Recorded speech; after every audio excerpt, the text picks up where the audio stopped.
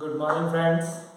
स्वागत है आप सबका हमारे यूट्यूब चैनल कोरोना क्लासेस 2021 के अंदर। कक्षा 11 के लिए हमारी मैथ की क्लास चल रही है।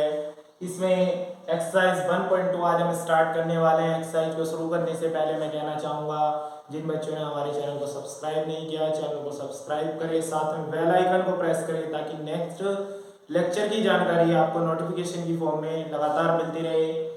आज हम बात करते हैं एक्सरसाइज 1.2 की। इससे पहले हम थोड़ा सा इधर पढ़ लेते हैं types of A set. Types of A set. देखिए, एक समुच्चय के प्रकार। तो समुच्चय बेसिकली कई प्रकार के होते हैं। सबसे पहली बात हम कर लेते हैं नल सेट या रिक्त समुच्चय। देखिए, नल सेट या रिक्त समुच्चय या एम्प्टी सेट क्या होता है? एक ऐसा समुच्चय जिसके अंदर कोई भी अवयव ना हो, यानी इस तरह से ब्लैंक हो, तो उसे बोलते हैं हम नल सेट। और इसे रिप्रेजेंट करते हैं फाई से। किससे रिप्रेजेंट करते हैं? फाई से। दूसरा हमारा बात करते हैं हम सिंगलटन सेट। सिंगलटन सेट क्या होता है? सिंगलटन सेट यानी कि एकल समुच्चय। नाम से क्लियर होता है, एकल ऐसा समुच्चय जिसमें केवल और केवल एक अवयव होगा, वो एकल समुच्चय होगा। जैसे कि सपोज दैट 1 लिख दिया मैंने या ए लिख दिया, या फिर अगर ब्रैकेट के अंदर 5 लिखा हुआ है तो ये भी एक सिंगलटन सेट है। विदाउट ब्रैकेट लिखा हुआ है तो समझ लीजिए नल सेट है। उसके बाद थर्ड हमारी बात करते हैं हम फाइनाइट और इनफाइनाइट सेट।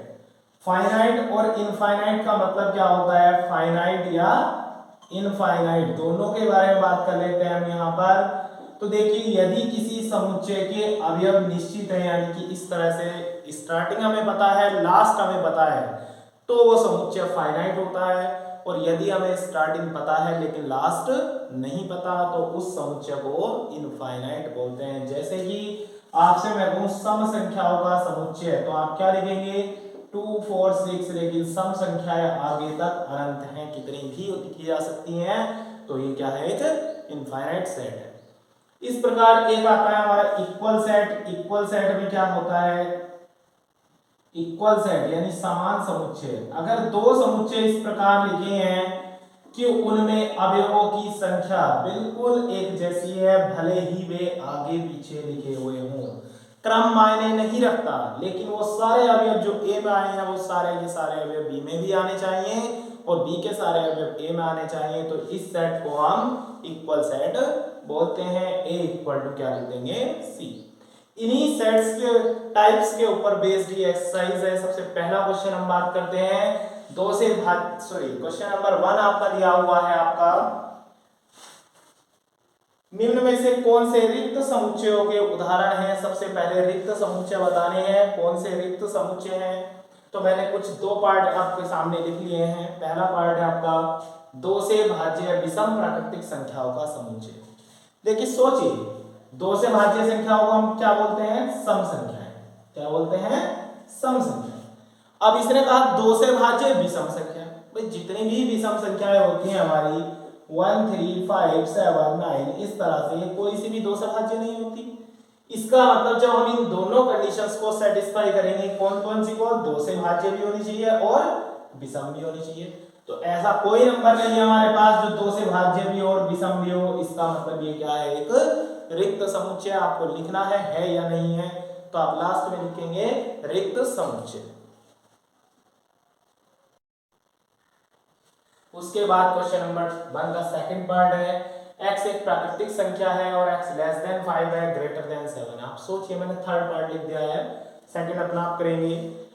भाई, प्राकृतिक संख्या कहां से स्टार्ट होती है हमारी? 1 से। 1 2 3 इस तरह से चलती रहती है। ये कह रहा 5 से छोटी, यानी कि 1 2 3 4 हो गया। और इसने क्या कहा? 7 से बड़ी, यानी कि क्या होगा? 8 9 10 इस तरह से आगे तक चलेंगे। अब आप मुझे बताइए, क्या कोई ऐसी संख्या है जो दोनों में आई है? नहीं है। यानी जब 5 से छोटी होगी तो 7 से बड़ी नहीं होगी, और यदि संख्या 7 से बड़ी हुई तो 5 से छोटी नहीं होगी। इसका मतलब कोई भी ऐसी संख्या नहीं है जो इन दोनों कंडीशंस को वेरीफाई करे, तो अतः यह एक रिक्त समुच्चय है, एम्प्टी सेट है, नल सेट है। क्वेश्चन नंबर 2 हमारा लिखा हुआ है कि निम्न में से कौन परिमित है कौन अपरिमित। फाइनाइट और इनफाइनाइट सेट छांटने हैं। सबसे पहली बात, वर्ष के महीनों का समुच्चय। एक साल में कितने महीने होते हैं? 12। सारे ये सारे जानते हैं, जनवरी से स्टार्ट होंगे और कहां तक चलेंगे? दिसंबर तक। यानी जनवरी, फरवरी, मार्च, अप्रैल, मई, जून, जुलाई, अगस्त, सितंबर, अक्टूबर, नवंबर, दिसंबर। स्टार्टिंग भी हमें पता है जनवरी और लास्ट भी हमें पता है दिसंबर। और मैंने कहा था जिन समुच्चयों का स्टार्टिंग और लास्ट दोनों हमें पता होगा उन समुच्चयों को हम क्या कहते हैं? फाइनाइट सेट यानी कि परिमित समुच्चय। तो इसके आगे क्या लिख देंगे? परिमित समुच्चय। नेक्स्ट है 1 2 3 और देखिए डॉट डॉट डॉट लगा हुआ है, यानी कि हमें पता तो है ये प्राकृतिक संख्याएं हैं, लेकिन हमें पता है केवल स्टार्टिंग, लास्ट नहीं पता है।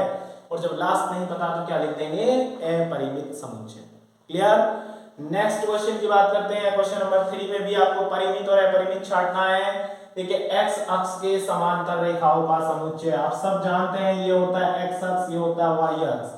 एक्स अक्ष के समांतर रेखा है लेकिन डिस्टेंस नहीं दी गई है, तो आप सब जानते हैं कितनी भी रेखाएं खींची जा सकती हैं एक्स अक्ष के समांतर। ये सारी एक्स अक्ष के समांतर है और भी खींची जा सकती हैं। इसका मतलब ये क्या है? एक अपरिमित समुच्चय। फिर है अंग्रेजी वर्णमाला के अक्षरों का समुच्चय। फिक्स है, अंग्रेजी वर्णमाला में कितने अक्षर होते हैं? ए से लेके जेड तक, यानी स्टार्टिंग ए से है और लास्ट जेड पर है, तो ये कैसा समुच्चय है? परिमित। नेक्स्ट हम बात करते हैं क्वेश्चन नंबर 4 का। फास्ट के समुच्चय ए और बी हमें दिया गया है। ए है ए बी सी डी और बी है डी सी बी ए। 4 में बोला गया कौन से समान समुच्चय हैं। तो याद करिए मैंने अभी इधर जिक्र किया था, यदि समुच्चय ए का प्रत्येक अवयव समुच्चय बी में आता है और बी का प्रत्येक अवयव ए में आता है, भले ही उनका क्रम अलग अलग हो, तो ऐसे समुच्चयों को हम समान समुच्चय कहते हैं। देखिए यहाँ पर ए है, ए इधर भी आया है, बी है, बी भी आया है, सी भी आया है और डी भी आया है। इसका मतलब इधर के सारे अवयव इधर है, उधर के सारे अवयव इधर है, तो आप कह सकते हैं समुच्चय किसके बराबर है? समुच्चय बी के। लास्ट क्वेश्चन है क्वेश्चन नंबर 5 में भी समान समुच्चय छांटने हैं। ए बराबर आपको दिया गया है, बी बराबर इस तरह से दिया है। देखिए कह रहा है इस समीकरण का एक हल है, तो आप सब इसके फैक्टर करना जानते हैं। 3 दूनी 6 गुणा 6 आनी चाहिए, जोड़ के 5। जब इसके आप फैक्टर करेंगे तो x + 3x + 2 आएंगे और आप जब इनसे वैल्यू निकालेंगे, एक आएगी -3 और एक आएगी -2, यानी कि दो वैल्यू आई आपकी इस समुच्चय के अंदर -3 -2 और ये है 2 3। आपसे पूछा गया है क्या ये समान समुच्चय है, तो आप लिखेंगे ये नहीं, ये समान समुच्चय नहीं है, क्योंकि 2 इधर नहीं आया और -2 इधर नहीं आया, तो इसका मतलब ये समान समुच्चय नहीं है। इस प्रकार आपको एक लास्ट क्वेश्चन और दिया हुआ है। नीचे दिए हुए समुच्चय में 4-5 सेट लिखे हुए हैं A B C D E F G, उनमें आपको देखना है कौन सा किसके इक्वल है। तो ठीक इसी प्रकार देखेंगे किसके अवयव कौन से सेट के अंदर आए हैं, दूसरे वाले के इसके अंदर हैं या नहीं है। यदि ए के अवयव बी में है और बी के ए में है, सारे के सारे अवयव, तो समान समुच्चय होंगे, अदरवाइज नहीं होंगे। इस प्रकार आपको ये एक्सरसाइज कंप्लीट करनी है। और यदि किसी को कोई प्रॉब्लम आती है तो मुझे कमेंट बॉक्स में कुछ कमेंट कर देंगे, ताकि मैं आपको वो क्वेश्चन सॉल्व करके समझा सकूं। जिन बच्चों ने हमारे चैनल को सब्सक्राइब नहीं किया है, चैनल को सब्सक्राइब करें, हमारे वीडियो को लाइक करें, शेयर करें। Thank you, have a nice day.